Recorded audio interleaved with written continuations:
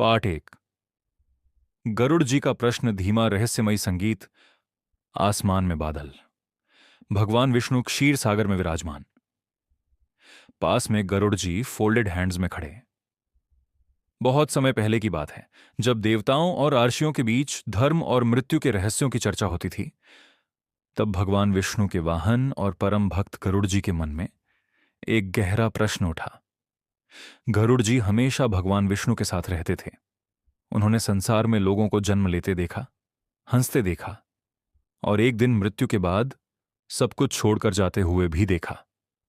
लेकिन एक बात उन्हें हमेशा परेशान करती थी, मृत्यु के बाद आखिर होता क्या है। एक दिन गरुड़ जी भगवान विष्णु के चरणों में बैठ गए। उन्होंने फोल्डेड हैंड से कहा, हे प्रभु, मनुष्य जीवन भर धन, परिवार और सुख के पीछे भागता रहता है, लेकिन मृत्यु के बाद उसकी आत्मा कहां जाती है? क्या सच में स्वर्ग और नरक होते हैं? क्या आत्मा को अपने कर्मों का फल मिलता है? और क्या कोई ऐसा मार्ग है जिससे मनुष्य मृत्यु के भय से मुक्त हो सके? गरुड़ जी की आंखों में जिज्ञासा थी। तब भगवान विष्णु मुस्कुराए। पूरा वातावरण दिव्य प्रकाश से भर गया। धीमी आवाज में भगवान विष्णु बोले, हे गरुड़, तुमने आज संसार का सबसे बड़ा प्रश्न पूछा है। हर मनुष्य जन्म लेता है, लेकिन बहुत कम लोग मृत्यु का सत्य समझ पाते हैं।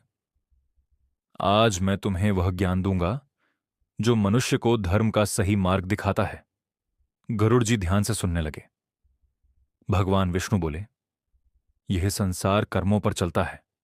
मनुष्य जैसा कर्म करता है उसे वैसा ही फल मिलता है। मृत्यु केवल शरीर का अंत है, आत्मा कभी नहीं मरती।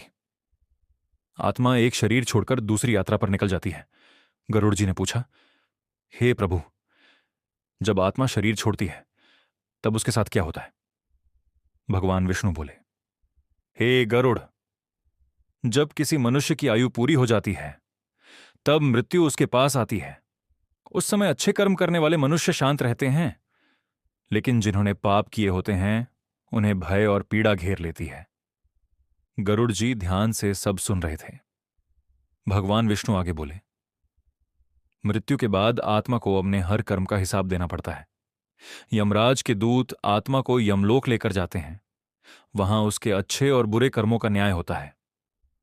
यह सुनकर गरुड़ जी आश्चर्यचकित हो गए।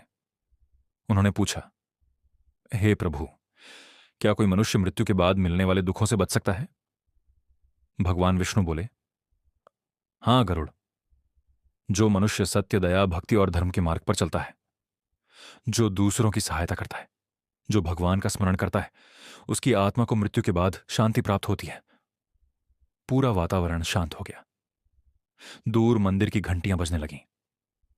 भगवान विष्णु बोले, हे गरुड़, आज मैं तुम्हें मृत्यु, स्वर्ग, नरक और मोक्ष का पूरा रहस्य बताऊंगा, जिसे जानकर मनुष्य अपना जीवन बदल सकता है। यही दिव्य संवाद आगे चलकर गरुड़ पुराण कहलाया। जय श्री हरि।